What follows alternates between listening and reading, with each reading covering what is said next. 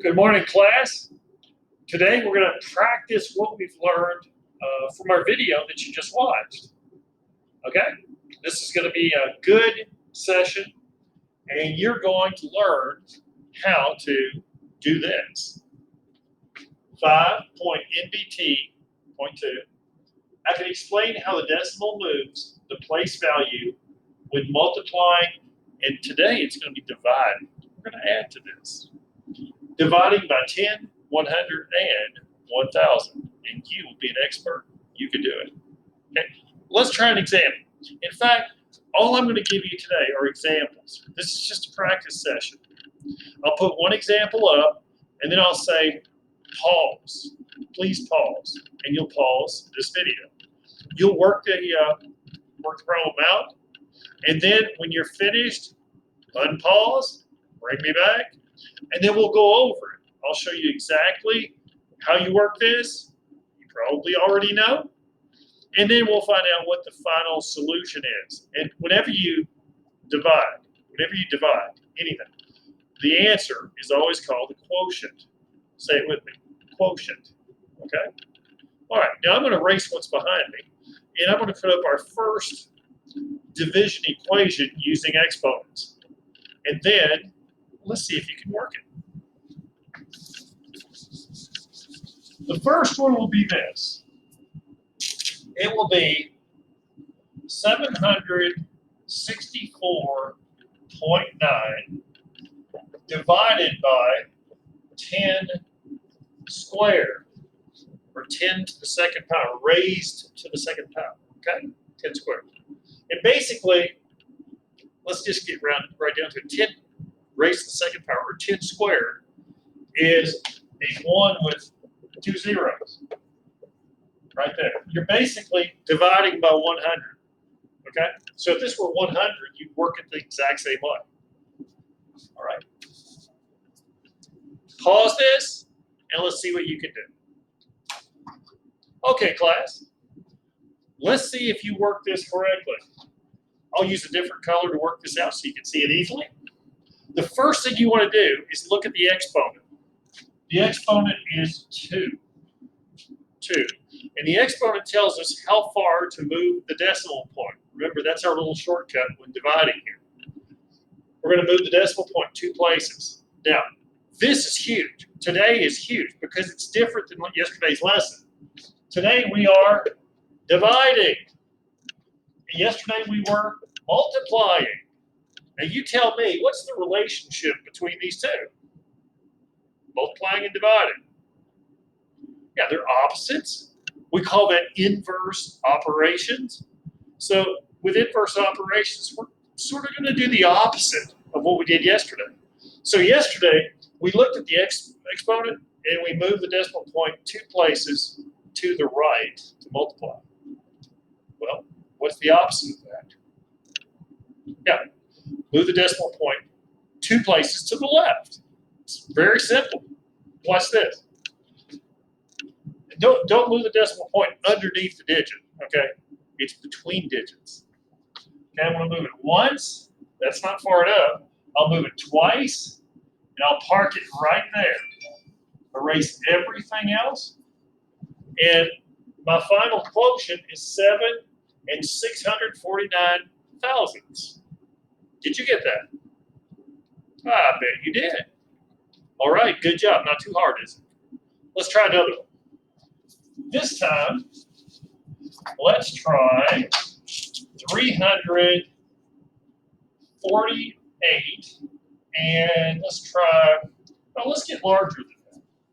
3,485 divided by, oh, let's add a decimal point in there this time, divided by 8. 10 raised to the third power. There we go. And usually when you see 3,000, you see the comma between them, okay? When you get in middle school, a lot of times with that number, they'll leave it off. But that's cool. Okay, pause and work it.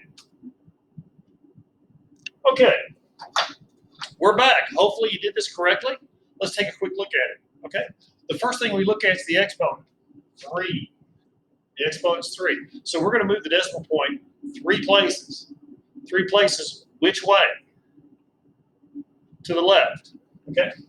So we're going to move it from here, 1, 2, erase my comma, and move it right there and park it right between the 3 and the 4. There we go. Is that what you have? Our final quotient is 3 and 4,851 10,000s. We're going into 10,000s. Can you believe that? In 5th grade? Awesome job. Okay. Are you catching on? Let's try another one. A little bit different this time. Let's try something even smaller. 56.8. Ooh, I don't like saying it that way. A lot of people say it 56.8. It's not really wrong, but it's best to say 56 and 8 tenths. 56 and 8 tenths. The decimal point always says and, okay? 56 and 8 tenths, and we're going to divide that by 10 squared. And you're probably looking at that going, Mr. Calvert, that's even easier than what we just did. Okay, I hope so.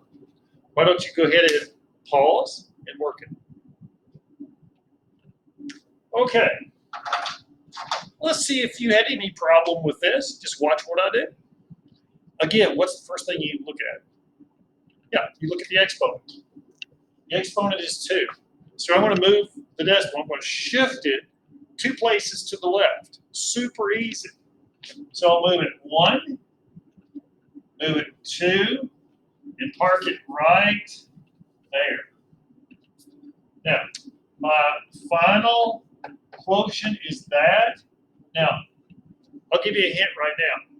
If this were on Study Island, this would not be one of your answer choices, even though it's correct. I wonder why. Here's why. Because Study Island, and really the best way to represent this number is not this way. If you use a decimal point, the only reason to use a decimal point is if you're going to have something on both sides, digits on both sides. We only have digits on one side of this. We need digits on both if we're going to use a decimal point, okay? It's like money. If I have $5, I'm not going to write it with a 5 and a decimal point. If I'm going to use a decimal point, I have to have something digit-wise, digits on both sides of the decimal point, at least one, okay? Now, I can write $5 correctly like that, or I can write it correctly like that, but I can't write it with a decimal point and no digits on one side. The same way you can't write it with no digits on this side. So what do we put here? This is nothing. Can you think of a number that equals nothing? That's obvious. Placeholder 0. That's what you've got.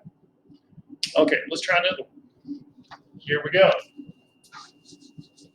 Are you catching on? This one will be 3 and 9 tenths divided by 10 raised to the 3rd power. 10 raised to the 3rd power. Look at that. Get your pencil out. Pause this and work it.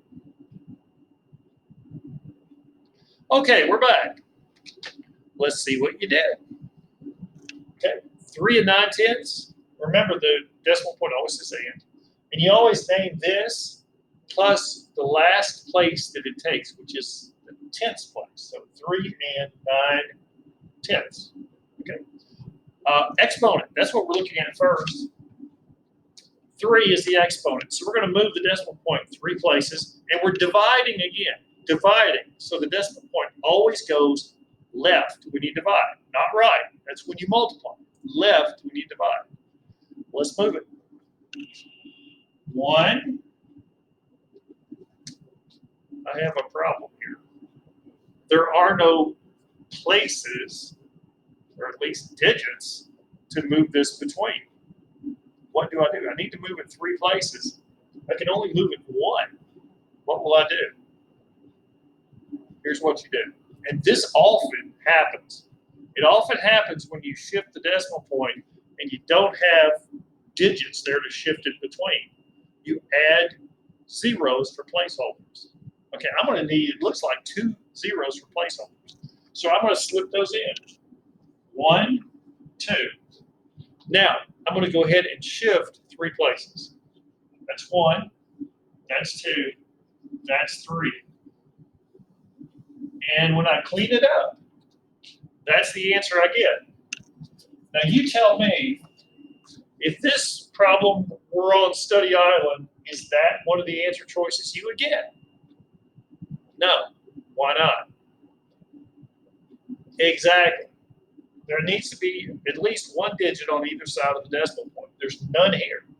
So what number, or excuse me, what digit equals 1 or equals none? I can't talk this morning. What digit is equal to none? 0. And that would be your answer. Okay? Now, those were some practice questions. Remember, if you're trying to move the decimal point and you don't have enough digits, add zeros until you do. Even when you multiply, you work it the same way. Okay? Add zeros behind if you need them. Okay? You, I think, will do really well on the assignment today. I think there are 10 questions, and I'm looking forward to seeing how you get your 100. Okay, I'd love to put a 100 in the grade. You can do it. Good job.